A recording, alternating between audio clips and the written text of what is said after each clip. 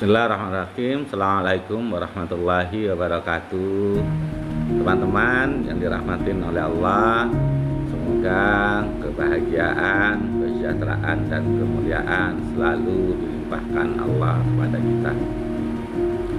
Pada kesempatan hari ini kita akan belajar dari tokoh yang luar biasa yang namanya tidak hanya dikenal di Indonesia tapi dikenal di internasional. Beliau adalah Kiai Haji Abdurrahman Wahid atau yang lebih kita kenal dengan Gus Dur. Beliau masih darah biru di Nahdlatul Ulama karena beliau adalah putra dari Kiai Haji Wahid Hasyim dan cucu dari Hadratus Syekh Kiai Haji Hasyim Asy'ari. Keilmuannya luar biasa, multi talenta. Beliau seorang agamawan yang luar biasa, seorang budayawan yang luar biasa, yang terkadang karena keilmuannya itu juga orang sulit untuk memahami sehingga kadang terjadi kontroversi. Beliau juga Presiden Indonesia yang ketika jadi presiden luar biasa yang beliau lakukan menimbulkan pro dan kontra di masyarakat, dan sampai akhir hayatnya ketika beliau itu wafat, jutaan orang merasa kehilangan beliau dan sekarang dimakamkan di Pondok Pesantren Tebu Ireng di Jombang, yang setiap hari ribuan orang ziarah ke makamnya, terutama di hari Sabtu dan Minggu.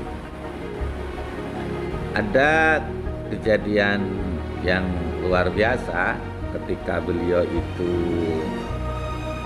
di Mesir.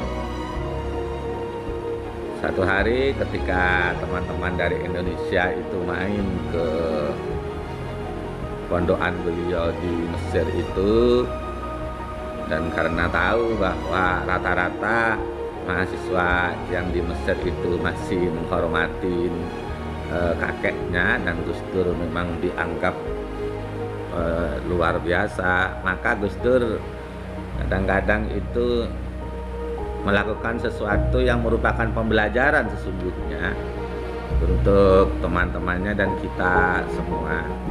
Maka ketika teman-temannya datang itu, karena terbiasa di pondok kadang-kadang ngopi atau apa, maka Gus Dur itu menyiapkan kopi untuk teman-temannya. Tetapi yang menarik itu ketika kopi itu diberi gula dan diaduk, itu diaduk dengan memakai sikat gigi di depan teman-temannya. Jadi dengan enaknya beliau Gus Dur itu mengaduk kopi itu, diberikan ke teman-temannya, diberikan sampai selesai semua, kemudian disuruh minum. Monggo minum itu. Tentunya teman-temannya beragam, ada yang minum karena sungkan, ada yang tidak minum, ada yang minum sambil ya macam-macam, karena mereka tahu bahwa kopi itu diaduk dengan memakai sikat gigi. Kemudian singkat cerita pulanglah teman-temannya itu dengan perasaan yang mungkin berbeda-beda lah. 1 minggu kemudian main lagi orang-orang itu.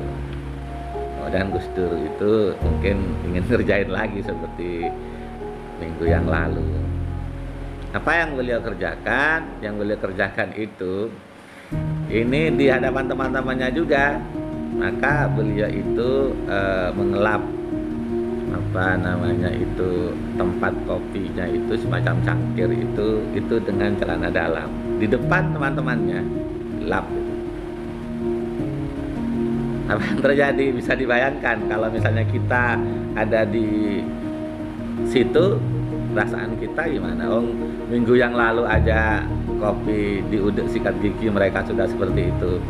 Kemudian dengan tenangnya Gus Dur itu membuat kopi setelah dilap bersih dengan celana dalam, maka dibuatkan kopi. Sekarang diaduk dengan sendok biasa, kemudian dipersilahkan. Gus Dur tahu ketika temannya dipersilahkan, tak ada yang minum itu. Kemudian Gus Dur jauh, teman-teman, saya tahu mengapa jenengan itu tidak minum. Saya beritahu ya, bahwa karena jenengan itu cara berpikirnya kemarin itu ketika saya ngaduk kopi dengan sikat gigi, pikirannya sudah sikat gigi yang sudah dipakai, sehingga pikiran jenengan itu ketika mau minum kopi itu sudah macam-macam. Saya beritahu ke jenengan bahwa sikat gigi yang dipakai itu, yang untuk ngedek itu sikat gigi yang baru, kan tidak ada bedanya dengan yang lain itu, tidak digunakan kok. Tapi di pikiran jenengan kan dianggap sikat gigi yang sudah digunakan. Sama dengan hari ini, ketika jenengan melihat saya ngelap dengan celana dalam, pikiran jenengan sudah macam-macam. Padahal ini adalah anggap aja kain, ini tidak dipakai baru dibeli. Dari situ teman-temannya merasa dibelajarin oleh beliau Kiai Haji Abdurrahman Wahid atau Gus Dur itu, bahwa terkadang ketika kita itu melihat sesuatu, terkadang berdasarkan pengalaman-pengalaman kita masa lalu. Padahal sesungguhnya sikat yang di udek itu ya baru, tidak ada bedanya dengan misalnya sendok yang baru atau apa, tidak dipakai. Tapi pikiran kita sudah seperti itu. Sama dengan celana dalam itu sungguhnya sama dengan kain, masih belum dipakai. Tapi karena persepsi kita sudah seperti itu. Begitulah cara Gus Dur untuk membuka cakrawala berpikir teman-temannya, bahwa sesuatu apa yang kita lihat kadang-kadang belum tentu seperti apa yang kita lihat. Makanya perlu kita banyak tahu. Lebih-lebih kalau kita menghadapi suatu masalah, kita perlu banyak tahu, sehingga sebelum sampai kepada kesimpulan itu. Nyatanya yang tadi dianggap celana dalam, ternyata cara pandang Gus Dur beda, ini kain kalau sudah saya pakai. Tapi kita sudah memandang itu celana dalam, jijik atau apa seperti itu. Untuk itu teman-teman, kalau kita ada masalah atau ada apa, pandanglah dari berbagai macam sisi, kemudian ketahui, sehingga ketika kita ngambil kesimpulan itu tepat. Berkenaan dengan itu, Kiai Haji Abdul Majid Ma'ruf Malif Sholawat Wahidiyah pernah dahulu bahwa ketika kita dihadapkan pada sesuatu permasalahan, maka jangan kita ambil kesimpulan sebelum kita mengetahui banyak hal. Pandanglah dari berbagai macam sisi.